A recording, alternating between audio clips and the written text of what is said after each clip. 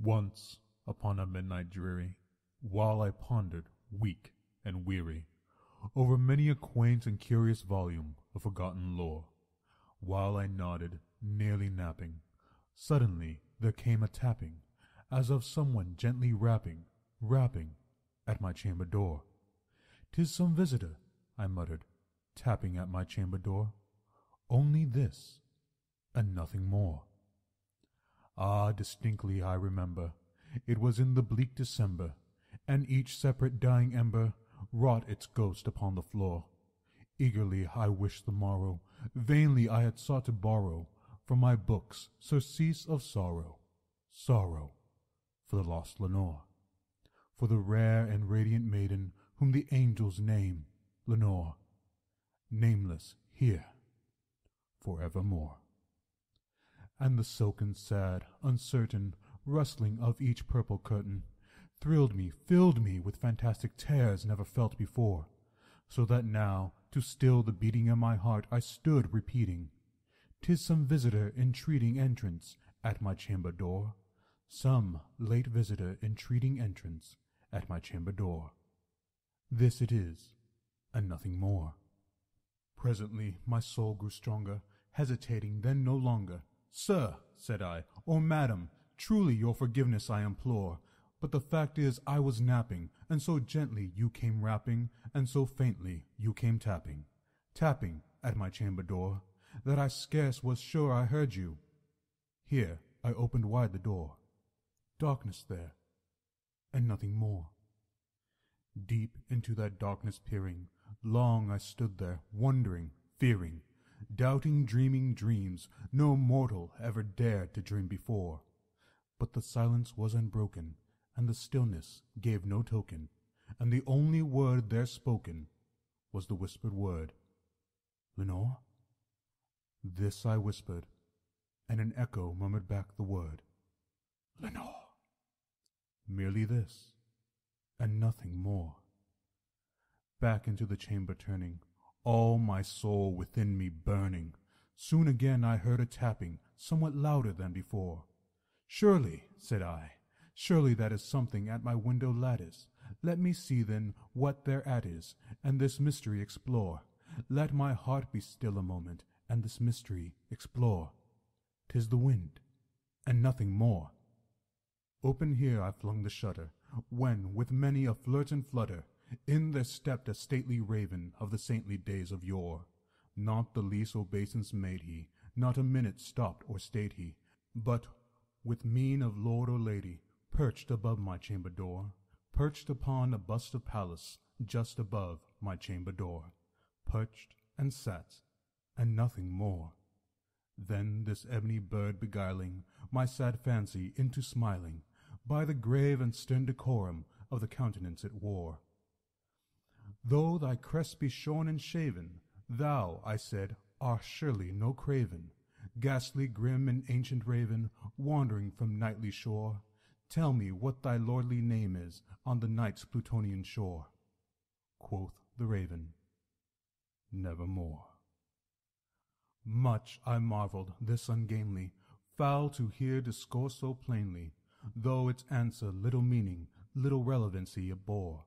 For we cannot help agreeing that no living human being ever yet was blessed with seeing bird above his chamber door, bird or beast upon the sculpted bust above his chamber door, with such a name as Nevermore. But the raven sitting lonely on the placid bust spoke only that one word, as if his soul in that one word he did outpour. Nothing further then he uttered, not a feather then he fluttered, till I scarcely more than muttered, "Other friends have flown before. On the morrow he will leave me, as my hopes have flown before." Then the bird said, "Nevermore." Startled at stillness broken by reply so aptly spoken, "Doubtless," said I, "what it utters, it is only stock and store, caught from some unhappy master, whom unmerciful disaster followed fast and followed faster, till his songs only burden bore, till the dirges of his hope that melancholy burden bore, of never, nevermore." But the raven, still beguiling my sad fancy into smiling, straight I wheeled a cushioned seat in front of bird and bust and door. Then, upon the velvet sinking, I betook myself to linking fancy unto fancy, thinking that this ominous bird of yore, what this grim, ungainly, ghastly, gaunt, and ominous bird of yore meant in croaking, nevermore.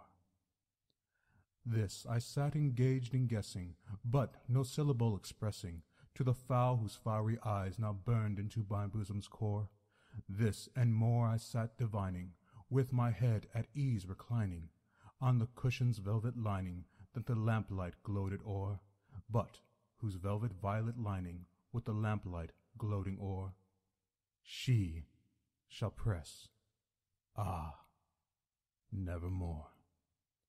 Then, methought, the air grew denser, perfume from some unseen censer, swung by seraphim whose footfalls tinkled on the tufted floor.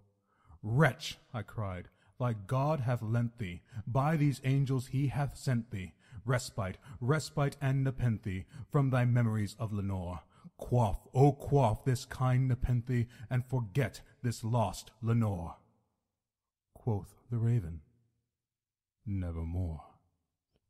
Prophet, said I, thing of evil, prophet still if bird or devil, whether tempest sent or whether tempest tossed thee here ashore, desolate yet all undaunted, on this desert land enchanted, on this home by horror haunted, tell me truly I implore, is there balm in Gilead? Tell me, I implore. Quoth the raven, nevermore. Prophet, said I, thing of evil, prophet still if bird or devil, by that heaven that bends above us all, by that God we both adore, tell this soul with sorrow laden if, within the distant Aidenn, it shall clasp a sainted maiden, whom the angels name Lenore. Clasp, O rare and radiant maiden, whom the angels name Lenore. Quoth the raven, nevermore. Be that word our sign in parting, bird or fiend, I shrieked upstarting. Get thee back into the tempest and the night's Plutonian shore. Leave no black plume as a token of that lie thy soul hath spoken. Leave my loneliness unbroken. Quit the bust above my door. Take thy beak from out my heart, and take thy form from off my door. Quoth the raven, nevermore. And the raven, never flitting, still is sitting on the pallid bust of Pallas just above my chamber door, and his eyes have all the seeming of a demon that is dreaming, and the lamplights o'er him streaming throws his shadow on the floor, and my soul from out that shadow that lies floating on the floor shall be lifted nevermore.